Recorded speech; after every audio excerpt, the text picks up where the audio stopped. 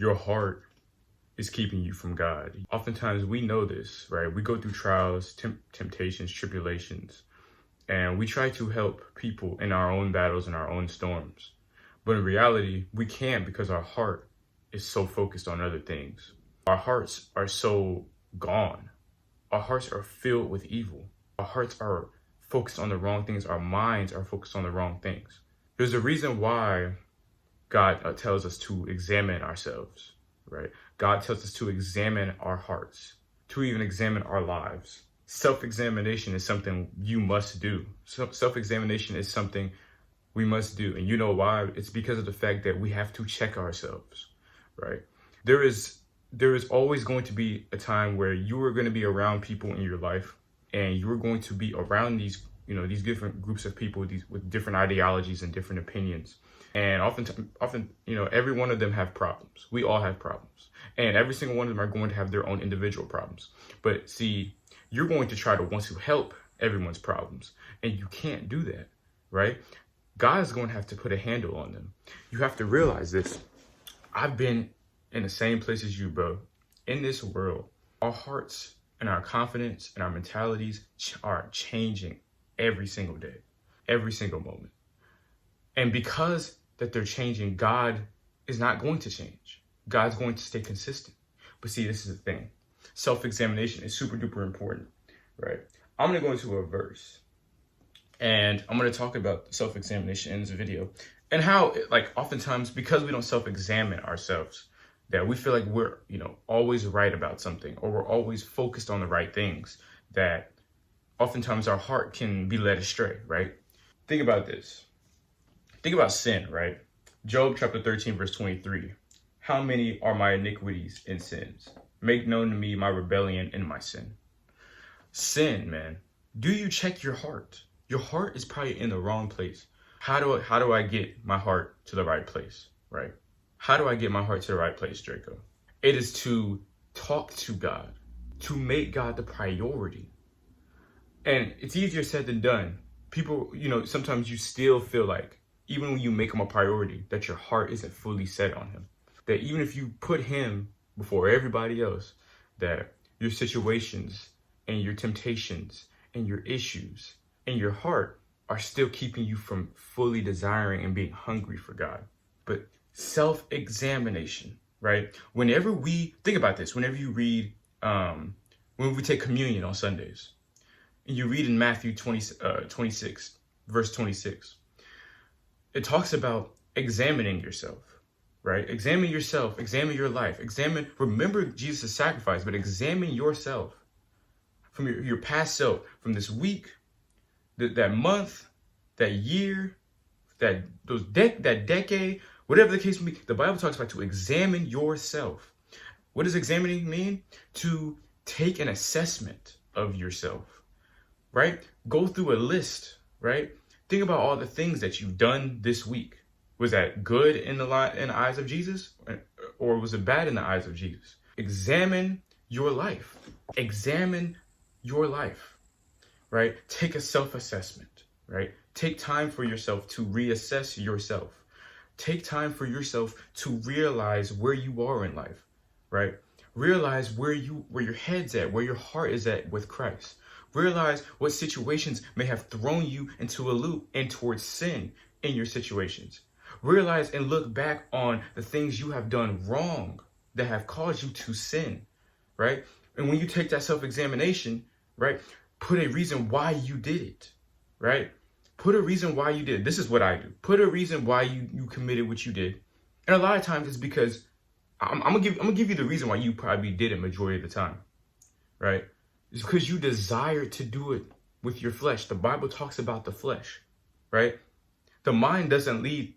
Yes, the mind carries your physical, but because your flesh took over, that means your heart wasn't right.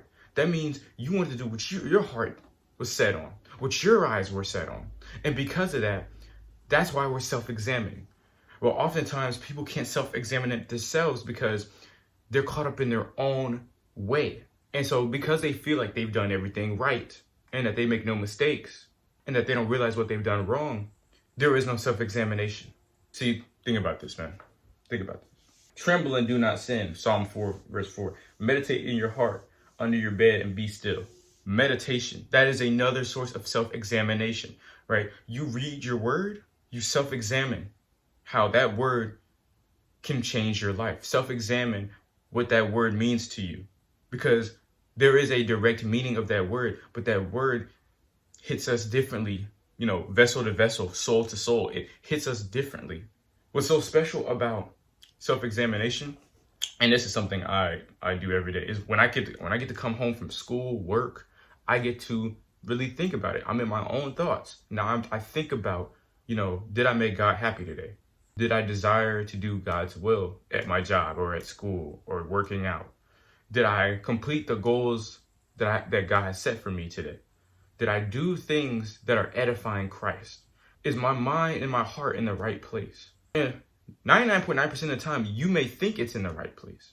But the reason it probably isn't in the right place is because of the fact that the reason you're so caught up in what you want to do and caught up in the wrong spirit is because of your circumstances. Circumstances change everything.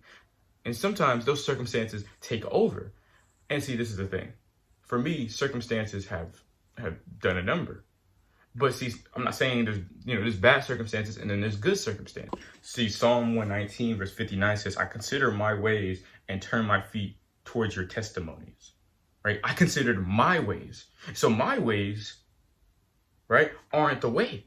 He is the way. He is the truth. He is the real one. You have to set your sights on God to have a fulfilled heart, to have a right heart, to have a healthy heart. You have to set your ways on Christ. You have to set your desires on Christ. You have to set your beliefs and your confidence and your faith on Christ. There is a problem when you set your ways on things that aren't of Christ. When you set your ways on this world and of yourself, you will be lost and your heart will be on your own mind and your own beliefs. Therefore, you start making yourself the priority. You start making yourself the idol. You start making the world your idol. You start making other people and what they go through your idol. Because then again, because your heart is set on them and not Christ, you can't hear Christ, right? I never get, I look at my comments a lot and y'all ask a lot of questions about, why it feels like I'm distant from Christ or feels like you're distant from Christ. It's because your heart isn't set on him, right?